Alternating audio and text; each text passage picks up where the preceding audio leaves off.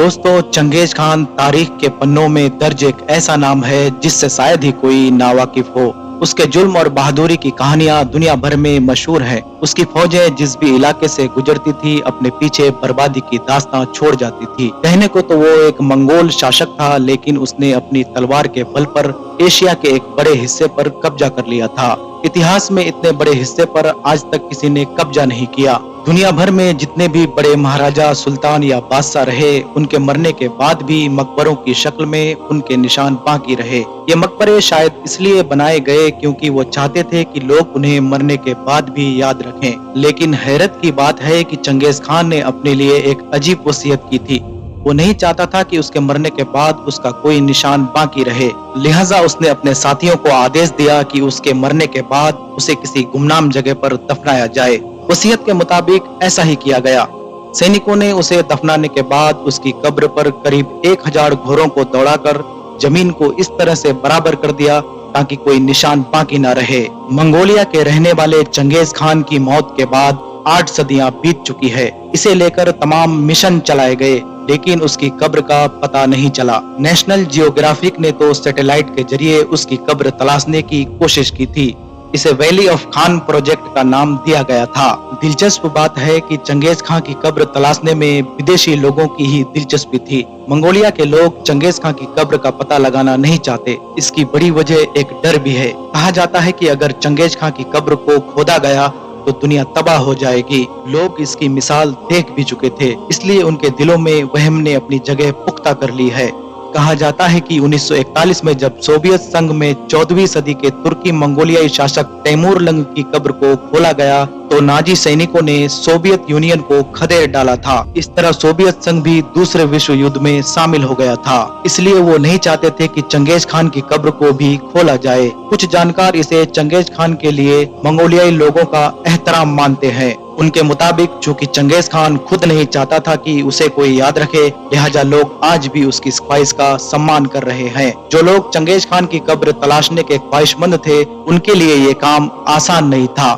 Genghis Khan की तस्वीर या तो पुराने सिक्कों पर पाई जाती है या फिर वोदका की बोतलों पर। बाकी और कोई ऐसा निशान नहीं है जिससे उन्हें मदद मिली हो। के हिसाब से मंगोलिया इतना बड़ा है कि उसमें ब्रिटेन जैसे 7 देश समा जाए। अब इतने बड़े देश में एक नामालूम कब्र तलाशना समुद्र में एक खास किस्म की मछली तलाशने जैसा है। ऊपर से मंगोलियाई एक पिछड़ा हुआ मुल्क है। कई इलाकों में पक्की सड़कें तक नहीं है। 90 के दशक में जापान और मंगोलियाई ने मिलकर चंगेज खान की कब्र तलाशने के लिए एक साझा प्रोजेक्ट पर काम करना शुरू किया था, जिसका नाम गुरवानगोल था। इस प्रोजेक्ट के तहत चंगेज खान की पैदाइश की जगह माने जाने वाले शहर खेंती में रिसर्च शुरू हुई थी। लेकिन इसी दौरान इसी साल मंगोलियाई में लोकतांत्रिक क्रांति हो गई, जिसके बाद कम्युनिस्ट शासन खत्म हो गया और लोकतांत्रिक राज कायम हो गया। नई सरकार में गुरवानगोल प्रोजेक्ट को भी रुकवा दिया गया। मंगोलियाई के उलान बटोर यूनिवर्सिटी के डॉक्टर दिमाजाओ अर्देनबटार 2001 से जिंगनू राजाओं की कब्रगाहों की खुदाई कर उनके बारे में जानने की कोशिश कर रहे हैं। माना जाता है कि जिंगनू राजा मंगोलों के ही पूर्वज थे। खुद चंगेज खान ने भी इस बात का जिक्र किया था। लिहाजा इन राजाओं की कब्रगाहों से ही अंदाजा लगाने की कोशिश की जा रही है कि चंगेज खान का मकबरा भी उनके मकबरों जैसा ही होगा। जिंगनू राजाओं की कब्रें जमीन से करीब 20 मीटर गहराई पर एक बड़े कमरे नुमा है, जिसमें बहुत सी कीमती चीजें भी रखी गई है। चीनी रथ, कीमती धातुएं, रोम से लाई गई कांच की बहुत सी चीजें शामिल हैं। माना जाता है कि चंगेज खान की कब्र भी ऐसी ही कीमती चीजों से लबरेज होगी जो उसने अपने शासनकाल में जमा की होगी। मंगोलियाई में प्रचलित किस्सों के हिसाब से चंगेज खान को खेंती पहाड़ियों में बुरखान खालदून नाम की चोटी पर दफनाया गया था। स्थानीय किस्सों के मुताबिक अपने दुश्मनों से बचने के लिए चंगेज खान यहाँ छुपा होगा और मरने के बाद उसे वहीं दफनाया गया होगा। हालांकि कई जानकार इस बात से इत्तेफाक नहीं रखते। उलान बटोर यूनिवर्सिटी में इतिहास पढ़ाने वाले सोटनान सोलमान कहते हैं कि मंगोलियाई लोग इन पहाड़ियों को पवित्र मानते हैं, लेकिन इसका ये मतलब नहीं है कि चंगेज खान को यहाँ दफनाया गया होगा। इन पहाड़ियों पर शाही खानदान के सिवा किसी और को जाने की इजाजत नहीं है। इस इलाके को मंगोलियाई सरकार की तरफ से संरक्षित कर रखा गया है।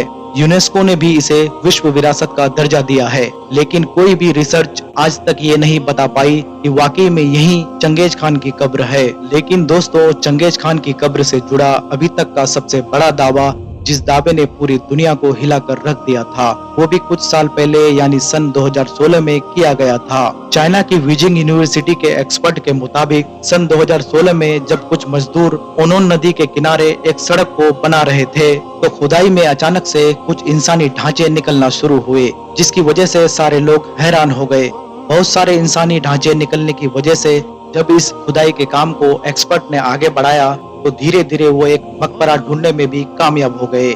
जमीन के नीचे निकलने वाले इस मकबरे में लगभग 68 इंसानी ढांचे बरामद हुए। इन सभी इंसानी ढांचों के बारे में ये दावा किया गया था कि ये उन इंसानों के ढांचे हैं कि जिनको चंगेज खान की कब्र खुफिया रखने का काम दिया गया था, और बाद में इन लोगों को भी इसी जगह जिंदा दफन कर दिया गया था, ताकि चंगेज खान के कब्र का ये राज हमेशा हमेशा के लिए राज ही बना रहे। इस मकबरे के अंदर मिलने वाली सभी कब्रों को पत्थर की दीवारों के जरिए से ढांका गया था। इसके अलावा इस मकबरे के अंदर एक बड़े इंसानी ढांचे के साथ साथ बहुत सारे सोने चांदी के सिक्के भी बरामद हुए हैं, और इस बड़े इंसानी ढांचे के बारे में ही ये दावा किया जा रहा है कि शायद ये मंगोलों के सरदार यानी चंगेज खान की बॉडी है।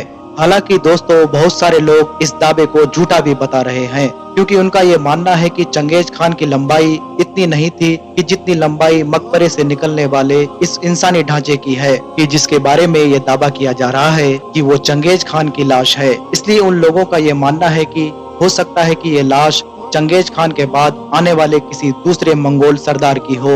दोस्तों, वीडियो पसंद आने की सूरत में इसे लाइक करें, कमेंट करें और अपने दोस्तों के साथ शेयर करें। हाजिर होंगे फिर एक नए नॉलेज के साथ, तब तक के लिए खुदा हाफिज।